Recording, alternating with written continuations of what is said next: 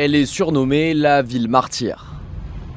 À Marioupol, 80% des infrastructures ont été détruites et plus de 100 000 habitants seraient encore bloqués. Emmanuel Macron a annoncé hier soir une opération humanitaire menée avec la Turquie et la Grèce pour évacuer les civils. Mon équipe a pu avoir le maire de Marioupol il y a quelques heures pour organiser cela avec lui et nous organiserons les choses dans les meilleures conditions possibles. Le chef d'État doit s'entretenir avec Vladimir Poutine dans les prochains jours pour définir les modalités d'évacuation dans cette cité portuaire.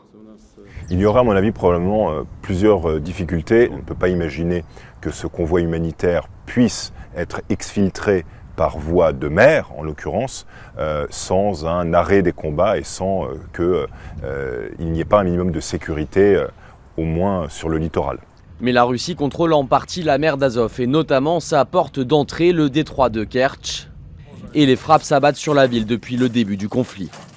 Il y a 10 jours, 300 personnes sont mortes dans ce théâtre bombardé. Des corridors humanitaires terrestres ont déjà été mis en place par l'armée ukrainienne. Plus de 7300 habitants ont été évacués hier en direction de Lviv à l'ouest du pays. Il n'y a plus de Marioupol, tout a été détruit, il n'y a plus rien.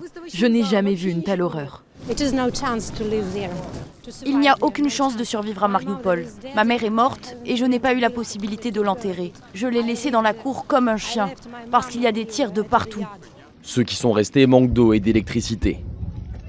Selon le gouvernement ukrainien, plus de 2000 civils seraient morts dans cette ville, transformée en ruine.